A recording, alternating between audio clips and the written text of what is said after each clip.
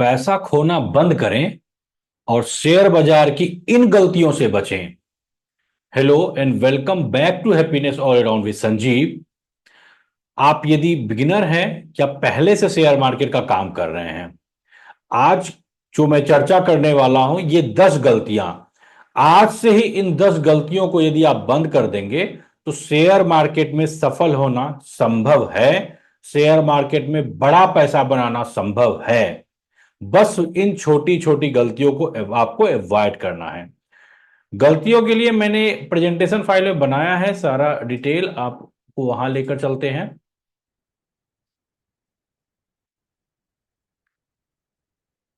Disclaimer है कि मैं एक सेबी रजिस्टर्ड एडवाइजर नहीं हूं और ये वीडियो मैं एजुकेशनल पर्पज से बना रहा हूं, कोई भी मेरा रिकमेंडेशन नहीं है इसमें।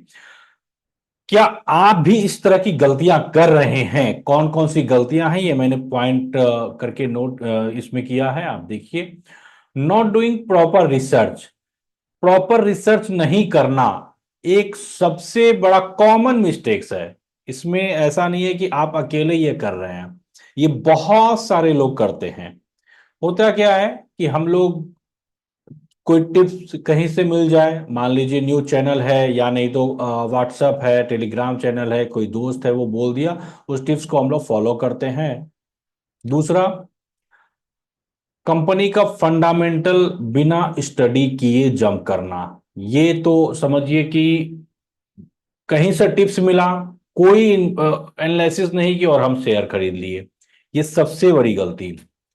तीसरा, मार्केट के ट्रेंड और इंडस्ट्री का परफॉर्मेंस। कोई कंपनी है, वो जिस इंडस्ट्री को बिलोंग करती है, जिस सेक्टर को बिलोंग करती है, उसका परफॉर्मेंस, वो इंडस्ट्री ग्रो कर रहा है कि नहीं, इसका एनालिसिस किए बिना बस टिप्स के आधार पर जंप कर जाना, गलती number 1। Trying to time the market. दरअसल लोग प्रेडिक्ट करते हैं, बहुत सारे लोग, कि मार्केट ऊपर जाएगा नीचे जाएगा। इस चक्कर में ये दूसरी गलतियां हैं। इसमें क्या होता है कि लॉन्ग टर्म ग्रोथ की अपॉर्चुनिटी को लोग गवा देते हैं और इमोशनली रिएक्ट करते हैं और शॉर्ट टर्म मार्केट मूवमेंट में वो बहुत बड़ी गलती करते हैं। तो कहा जाता है कि आप टाइम द मार्केट, मार्केट को टाइम दीजिए। टाइमिंग द मार्केट, मार्केट का टाइमिंग के बदले time to the market, market को टाइम दीजिए। तो आपका जो है पूरा का पूरा पोर्टफोलियो का रिजल्ट अचानक से धीरे धीरे चेंज होने लगेगा।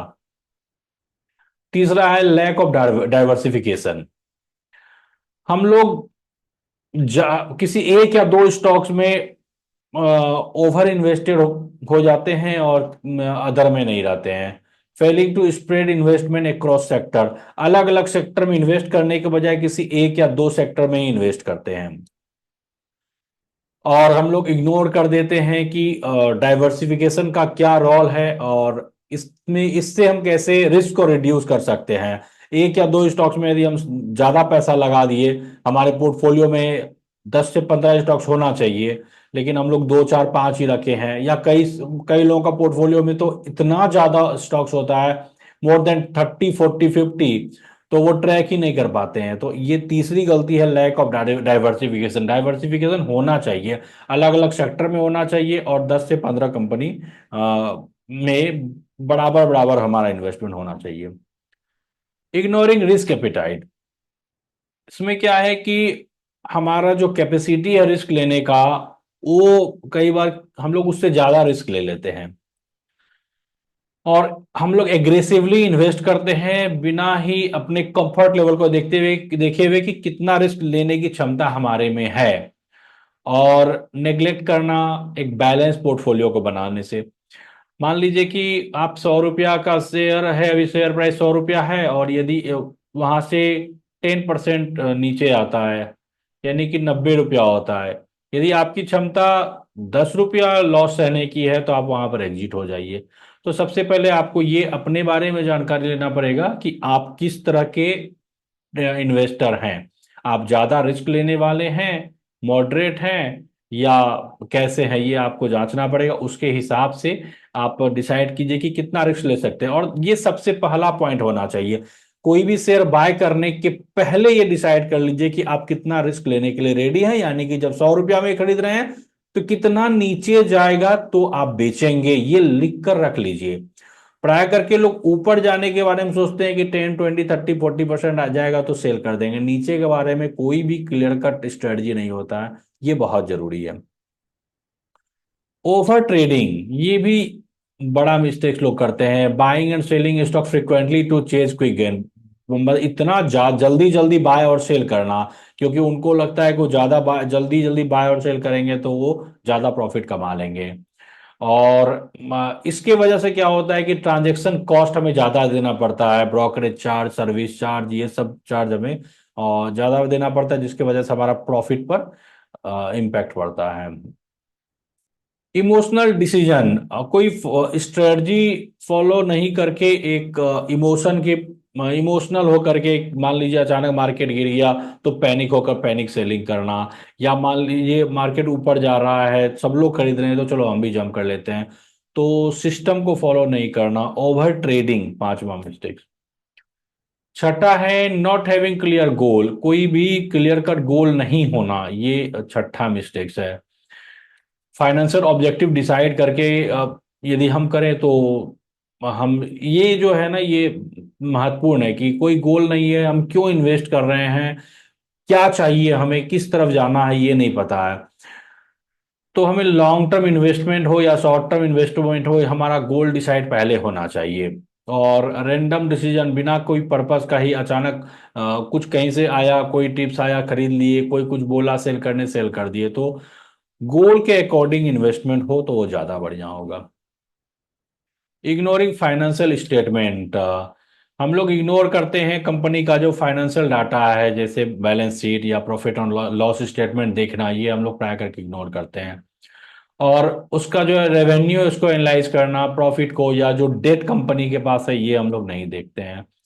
और बिना ही कंपनी के हेल्थ को जांचे पढ़ के हम लोग इन्वेस्ट कर लेते हैं, ये सातवां मिस्टेक है। Chasing high return, high return की लालसा में उसको तवज्जो देना, कहीं से टिप्स आ गया कि उसमें बहुत ज्यादा रिटर्न मिलने वाला है तो हम लोग उसमें जंप कर जाते हैं।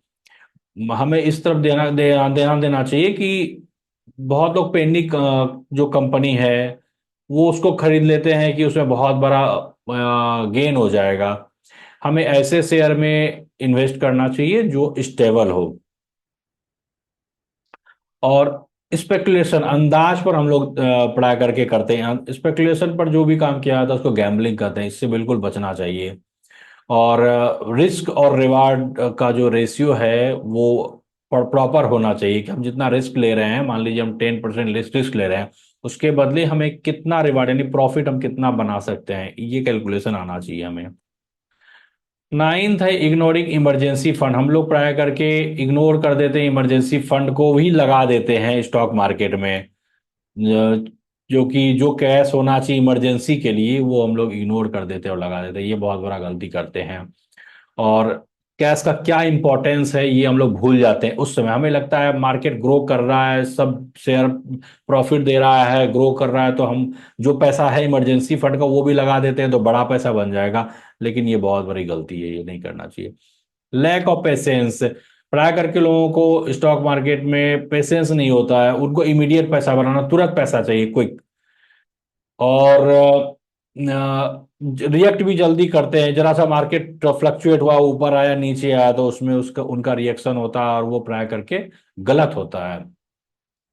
लॉन्ग टर्म के लिए इन्वेस्टेड रहना, ये है कि मतलब पेशेंस होना चाहिए। तो कुल मिलाकर के टोटल 10 मिस्टेक्स है, 10 गलतियां हैं, जो यदि हम इस 10 गलतियों को करना छोड़ दें, क्या करना है ये तो जरूरी है, लेकिन उससे ज्यादा जरूरी है क्या नहीं करना है। स्टॉक मार्केट में यदि आप नए हैं या पहले से भी कर रहे हैं तो इन 10 गलतियों से बिल्कुल बचना है। ये 10 गलती से यदि आप बचेंगे तो आज से आपका पोर्टफोलियो एक स्टेबल हो जाएगा, ग्रो करने लगेगा, लॉन्ग टर्म में एक अच्छा प्रॉफिट बनेगा।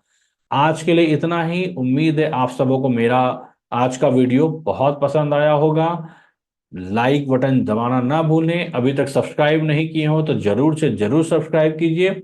कमेंट के माध्यम से बताइए कि इस 10 में से कितनी गलतियां आप अभी तक करते थे।